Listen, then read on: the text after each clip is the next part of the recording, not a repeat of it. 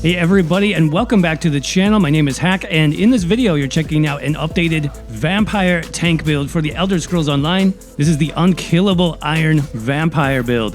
This setup is completely focused around amazing defense, damage mitigation, and automatic self-healing where survival is basically guaranteed no matter what you do. And in fact, the more enemies are attacking you, the better the survival becomes on this setup. And with the vampire-themed abilities and style of this build, it's just a lot of fun to play too. Now, as usual, we'll be going over everything you need to know to make this work, including the stats, gear set options, skills, champion points, the outfit style, and a whole lot more. So let's get started.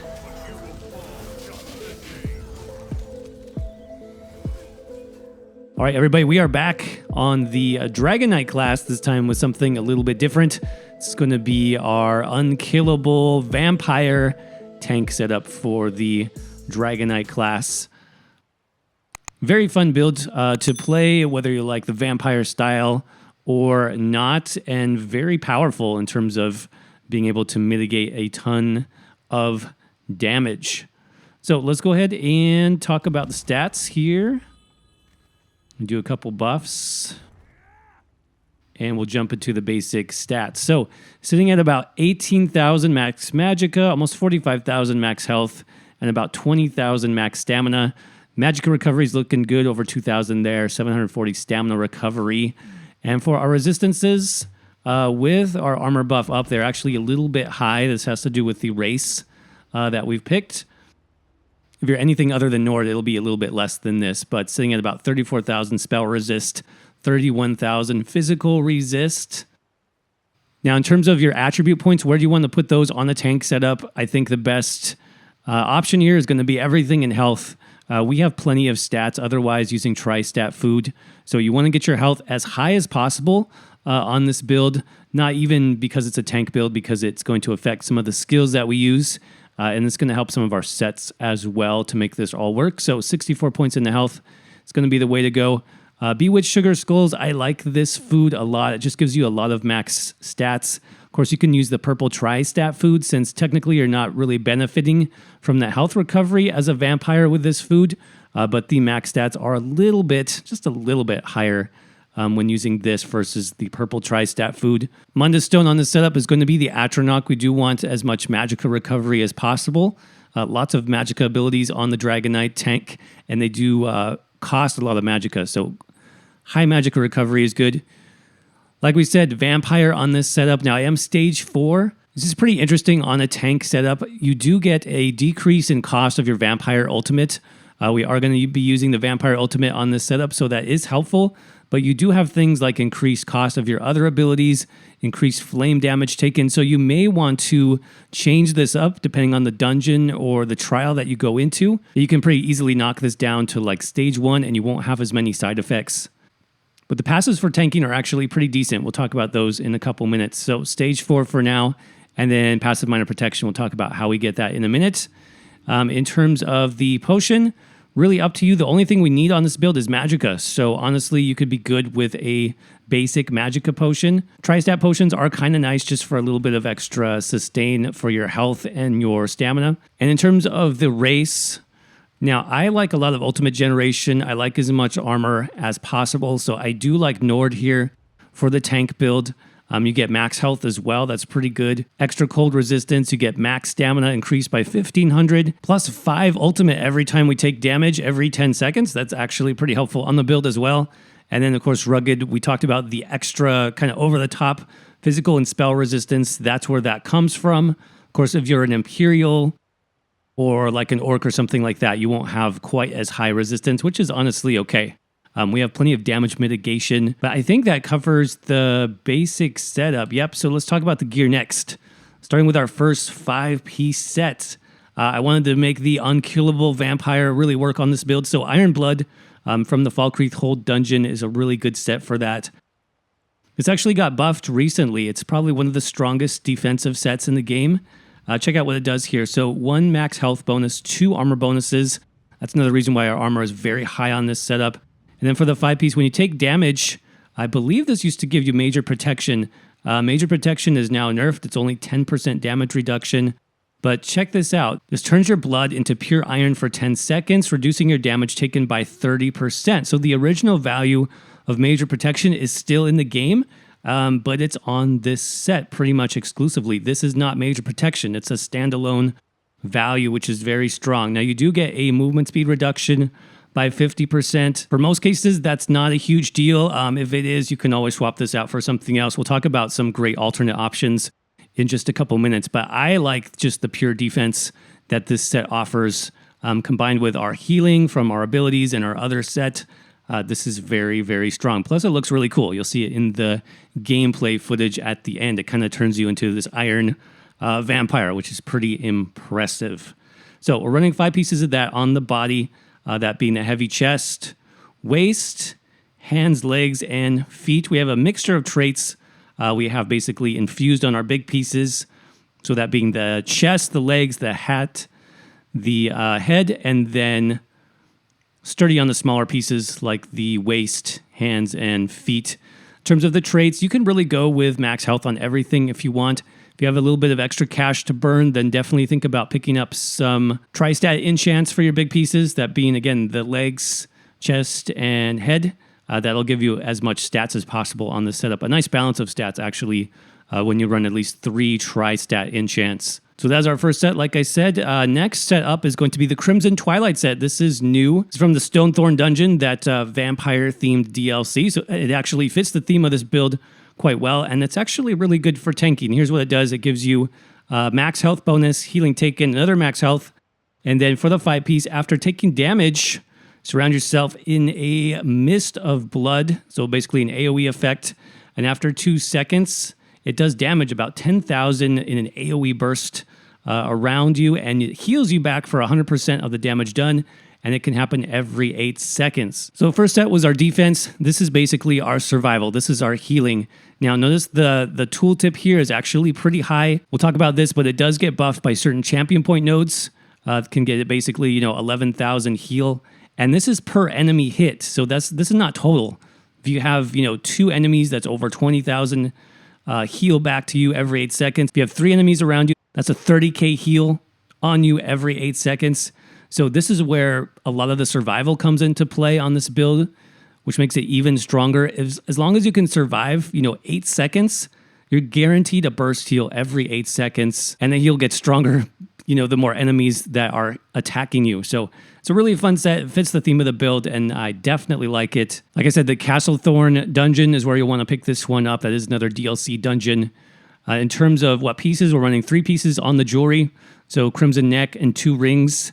I have just left on the healthy trait here because it is a healthy, because that is a heavy armor set as well. Magical recovery on everything. You can substitute some cost reduction glyphs here if you want, either stamina cost reduction, magicka cost reduction. Those are some good options as well. So 3 pieces there on the jewelry, and then we are running a sword and shield front bar, so you'll need a crimson one-handed weapon of some kind, obviously, and then the shield.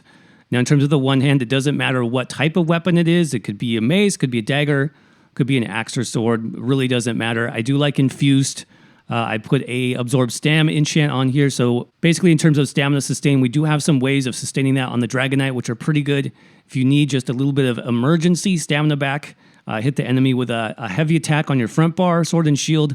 Not only will you get the bonus stamina back from the heavy attack, you'll get a little bit extra from this glyph as well. So that is good. Infused trait there, and then the shield with a stamina enchant, just for a little bit of extra stam on the front bar when blocking, and then sturdy as the trait there. Back bar, I decided to go with a staff back bar. Again, really up to you, and it'll probably depend on what drop you get here. So Crimson Frost Staff in this case. The staff is good if you can get it infused because you can run something like the Crusher enchant, which I have here on my back bar. This gives you tons of resistance debuffs on your enemies in front of you, and it'll actually work on your front bar as well. As long as you cast it here, you can bar swap. You'll still get the debuff running on enemies that are in front of you. So really strong option there. If you get a staff, you could probably make it work with either, flame staff or lightning staff. The main thing that we want is the infused trait with the Crusher enchant. Last but not least, talk about the monster set. I went with more of kind of a selfish setup on this build, as you can probably C. I wanted as much healing and defense as possible. I just wanted to be able to survive, if my group wasn't able to. So Malabeth is a nice set for that. This does give you another max health bonus on the 1-piece. And then for the 2-piece, when you take damage, you basically create a beam that steals health from your enemies and also gives you the major vitality buff that increases your healing received. This is pretty strong, honestly. As long as you have a fair amount of enemies hitting you, you will get that proc to go off, giving you that free healing. Now, obviously, you can substitute any sort of monster set that you happen to have here, whatever works for you, but I just like the extra healing. And this fits the theme of the build pretty well. So we're going to run a medium helmet here and then light shoulders for that monster set. That's going to give us the ideal armor weights, letting us do 5-1-1, so 5 heavy, 1 medium, 1 light. So we maximize our stats with those Undaunted passives. And then we'll want the Tri-Stat Enchant on the head there for the extra stats infused if you can. And then Sturdy on the shoulder piece. I just left that Max Magicka. So I believe we're running 3 infused, so that means 4 Sturdy, plus the shield when you're on your front bar. So there you go. That is the basic setup. Running Iron Blood on the body, Crimson Twilight on the jewelry and weapons, and then Malabeth. It's going to be our monster set. Now let's talk a little bit about alternatives. Like I said initially, this build is really focused on your own survivability.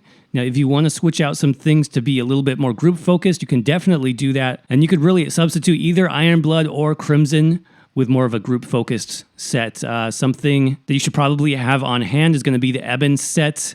This does give you good max health, but this also increases max health of your group by 1,000. So this will provide a very helpful group buff. If you're in trials, you could also run something like Yolnakrin. This will give you, again, the max stats. Minor Aegis is not bad. Plus, you get Minor Courage for you and your group as well. So that increases their weapon and spell damage. That's a great buff that you can give to the group also. And then if you like the playstyle, which I'll show you again at the end, but you don't have access to Crimson Twilight, another very similar set from a long time ago, that's going to be Leeching Plate. I've run this on a few other builds as well. Very similar to Crimson Twilight. Sort of the difference here is that Leeching Plate does more of a consistent heal over time. Basically, every 1 second, you'll get a smaller heal, about 1,500 per target. Whereas with Crimson Twilight, we're getting a much bigger heal every 8 seconds. Like I said, 11k per target. So, up to 30, 40,000 heal. Burst heal every 8 seconds versus the more consistent heal of Leeching. That's sort of the difference there. If you like that playstyle, then Leeching will work just as well, basically. So those are some options in case you're interested in that. Let's go ahead and jump into the skills next. How do we make this work? Well, on our front bar, Sword and Shield, we're going to run the basic Dragonknight tank setup with a couple differences for the Vampire. Number 1 is going to be Igneous Shield. This gives us a nice solid damage shield. You can see over 11k damage absorbed there for us, plus a little bit of a shield for our group. Gives us major mending, which is nice. And then through our passes, we actually get some bonus stamina back as well. So that's really helpful. Great ability there. Next ability, let's talk about the Vampire skill. Exhilarating Drain from the Vampire skill line. Now this does deal magic damage. It siphons away their health. Gives you back healing based on your own missing health. So basically it's going to heal you for more based on how much health you have missing. I've seen this tick for over 10k per second, when your health is really low. So this is a very nice heal, but I'm also running it for the ultimate. You can see generating 4 ultimate every 1 second for 3 seconds. I am going to be using the Vampire Ultimate. This combined with some of our other sources of Ultimate Gen on this build means we can pump out Ultimates pretty fast on the Dragonknight. So I do like this. Now, obviously, this is a channel, so you're not going to be able to use this while you're blocking. So you're going to have to find some opportune times to do it, right? You're going to be wanting to block most of the time to mitigate as much damage as possible, but every once in a while, when you can throw it in, definitely throw in some Vampiric Drains. Remember, you will get a nice burst heal on this too, the lower your health is. What's next? Pierce Armor from the one-handed shield line. This is just, your essential taunt and armor debuff. This did get improved quite a bit, actually, in the Markarth DLC, and now does Minor Breach and Major Breach at the same time, so that's a lot. Over, close to 9,000 physical and spell resistance debuffed on your target. It's a really good ability, so make sure you're running that for the taunt as well. And then we've got Heroic Slash. So this does Minor Maim. Minor Maim did get nerfed significantly in the Markarth DLC. It only reduces damage done by 5%. which is really very little. But we do like it because of minor heroism. So 1 ultimate every 1.5 seconds for 12 seconds. So that alone, really on a tank, makes it still worth it in my opinion. So we've got this for ultimate gen. We've got Exhilarating Drain. Combined with that, we have our Nord passive for taking damage. So we've got good ultimate gen on this build for a Dragonknight. And of course, Defensive Stance is from the One Hand and Shield skill line as well. That's our 3rd ability there. So we're using all 3 first abilities here. Pierce Armor, Heroic Slash, Defensive Stance. This is just a nice, basically passive boost. This does give you bonus block cost reduction and increases the amount you can block by 10%. This is also very nice against ranged targets. This lets you absorb some of those incoming projectiles, which can be pretty nice. Then finally, in terms of the front bar ultimate, I like Temporal Guard on this setup. This is a very quick and easy way to get minor protection on this build. Plus, we do get some passive damage shield from blocking. That'll stack with all of our other, shields pretty nicely. If you don't have this, this does come from the Psijic Orders skill line down here. So you do need the Somerset chapter to be able to unlock this skill. If you don't have that, that's fine. Some other possibilities just for passive ultimates, something like Barrier. This does give you some good Magicka recovery from the Magicka aid passive. And you could even run from the Dragonknight class skills. Ferocious Leap is one of my favorite ultimates. Look at the damage shield on this, you guys, on a tank build. Over 50,000 damage absorbed for 6 seconds, and this has a very low cost. So this is a nice kind of emergency ultimate on the front bar if you don't have access to the Psijic Order. Let's go ahead and swap to the back bar. That's our Ice Staff. Starting off with Blockade of Frost. We talked about having the Infused Crusher enchant on the back bar. This just makes this so easy to proc that debuff on enemies. Like I said, it really doesn't make a huge difference as far as what staff you have. This does lay down kind of like a little damage shield for you and allies, so it is okay in that regard. Doesn't snare anymore, which is kind of a bummer. Next up, Unrelenting Grip. This is from Ardent Flame. That's our second to last ability here. And this is our chain pull, so basically it's going to pull enemies to us. If for some reason the enemy cannot be pulled, if they're a boss or if they're on CC cooldown or something, it's not going to cost us any magicka. Which is very nice as well. It does increase our movement speed too, which is nice for mobility, especially when that Iron Blood procs and you need to reposition. Remember, you can get some good mobility from that skill. Inner Rage, next up. That's from the Undaunted skill line. Down here, 3rd ability. This is just a range taunt for if you need to taunt something that's chasing after somebody that cannot be pulled necessarily, but you still need the aggro, then you definitely want a range taunt. So Inner Rage will be your option there. And then just some buffs here, finally. Sanguine Altar. This gives a nice heal to you and your group. Minor lifesteal for a whopping 40 seconds. This has a nice duration. So I do prefer this morph, just because I don't have to think about it. It's up for a long time. Allies can get a synergy off of this as well. And then our final buff here, Hardened Armor. This gives us a damage shield too. I forgot about that. So you get an 8k damage shield for 6 seconds. Plus, this is our major resolve, so physical and spell resistance increased by about 6,000 for 20 seconds. So you want to maintain those. Basically, 2 hardened armors for every 1 altar that you place down. Just try to keep them both up. Last but not least, let's talk about the final ultimate on the back bar. And of course, this is flexible, being a tank setup, but if you want to have fun on the vampire, you need to run the Swarming Scion. This converts you into the giant vampire form, buffs all of your stats by 10,000, heals you for 16% of the damage that you deal, deals magic AoE damage with the Swarming Bats.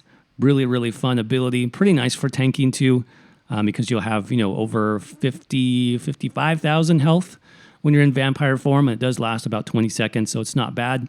Now, if you're not a stage 4 vampire, this costs over 300 ultimate, so it's going to take a while to get it up. That's why I do like stage 4 vampire if you can manage it. But so this is for basically the vampire theme version of the build. If you want something more helpful for group, then obviously you can run Warhorn here on the back bar, and that's what you use for the majority of fights. So there you go, front and back bar. Let's talk quickly about what passives you need on this build. Starting with the Dragonknight class skills. Of course, Combustion is very helpful. This gives you both magicka and stamina sustain based on status effects. And we won't be proccing very much poison damage on this build at all, but that's honestly fine. We have plenty of stamina sustain otherwise. In terms of warmth, this does snare enemies by 30% for 3 seconds. Honestly, not entirely useful on a PVE setup, so you could probably save 2 points here if you want. Steering heat is nice for DPS setups, but we're not going to be using this at all either, so you could save 2 points here if you want. Same thing with World and Ruin. We don't have any stamina poison abilities on this setup, and we're not running any flame damage over time. In terms of Draconic Power, though, these are more of the tanking-focused skills, which you do want to pick these up. So Iron Skin increases the amount of damage you can block by 10%. Get that one. Burning Heart, this does increase your healing received by 12%. This is very good as well. Elder Dragon does give you some extra health recovery, which, come to think of it, on a vampire, we have 0, so you could probably save 2 points here. And then Scaled Armor does boost our spell resistance very high, over the cap, in fact, on this build, so that's pretty good. Earth and Heart as well, we talked about some of those sustain passives. In particular, Battle Roar, this will give you tons of sustain when you proc your ultimate, since it costs over 200 ultimate to cast. That's a lot of resources back. So remember that when it comes to sustaining your build. Very helpful, as is Helping Hands. We talked about stamina sustain. Basically, when you cast a non-stamina Earth and Heart ability, you get almost 1,000 stamina back. That's going to come from Igneous Shield. So every time I cast this, stamina comes back. Very, very nice. In terms of weapon passives, yes, get all your one-handed shield passives. Yes, get your destruction passives. Heavy armor, of course. Yes, you'll want all of these. Very strong passives there. Let's talk about Vampire, where it gets a little bit interesting. Now, Darkstalker, this is basically the sneak passive. You don't need this for most tanking, so I would probably save 2 points there. Same thing with Strike from the Shadows. You get extra weapon spell damage, which is pretty much useless on this setup. Now, the two passives that I do like on this build, number one is Undeath.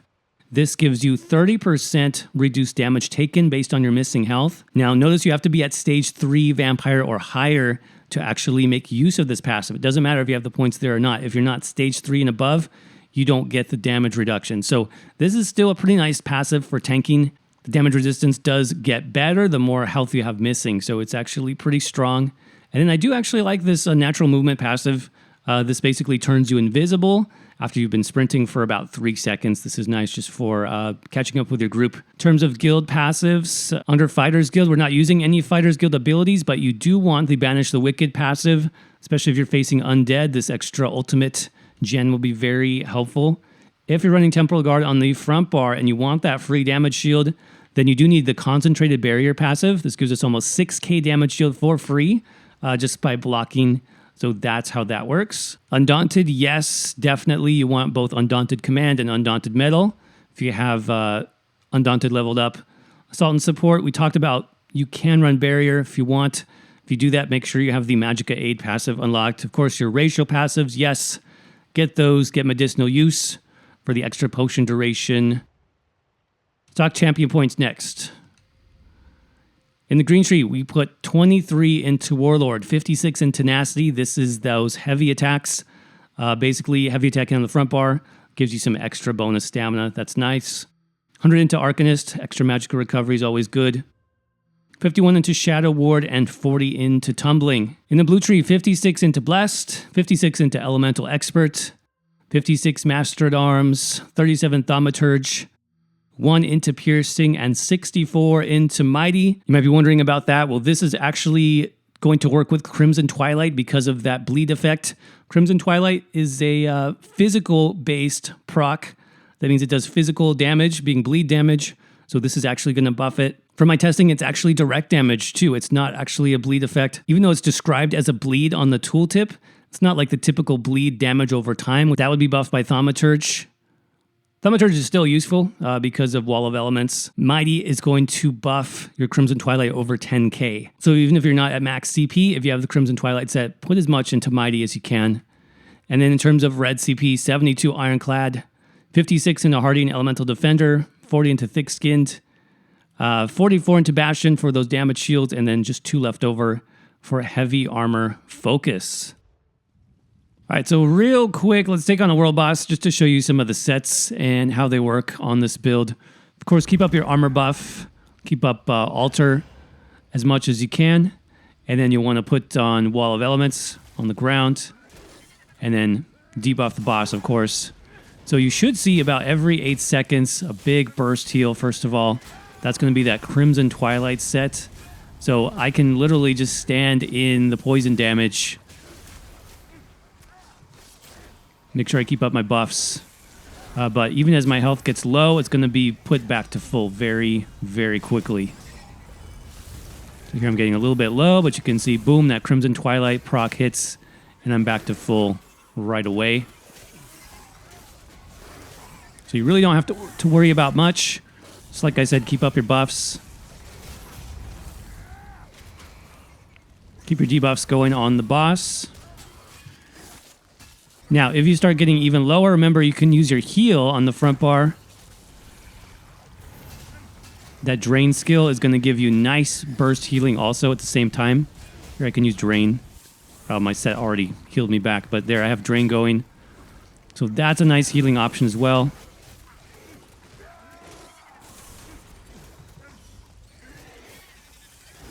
And of course, you got the vampire form, basically unkillable at this point with all those max stats.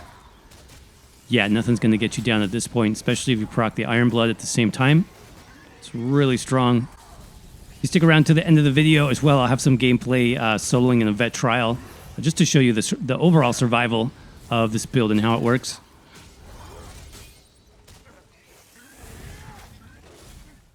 I think that covers everything. Let's talk about the look of the build here. Under outfit styles, most of this is heavy armor styles. This is going to be Wood Elf specifically. The last one, Wood Elf 4, is going to be our main heavy armor set. That's going to be, you know, the chest, shoulders, boots, hands, legs, I believe, is like the Crimson Twilight, just the base look for the leg piece. And then the only thing that's a little bit different is the head. That's going to be the Huntsman style from March of Sacrifices. All right, everybody, and with that, that's going to wrap up this video for the Unkillable Vampire Tank build for the Elder Scrolls Online. Hope you guys enjoyed this one. Of course, if you did, don't forget to crush that like button and let me know what you think in the comments section below. Also, feel free to try this build on any class in the game. For this one, I decided to use the Dragonknight, but I think it will apply equally well to other classes if you want to give it a shot. As always, if you'd like to support the channel, there'll be links to my social media down below, as well as the website, hacktheminotaur.com. There will be a written version of this build there as well as soon as this video goes live. So if you have any questions about the alternate gear or champion points or skills, go ahead and check that out for more information. As always, thank you all so much for watching. I hope you're doing well. Stay safe out there, and I will see you around in the next video.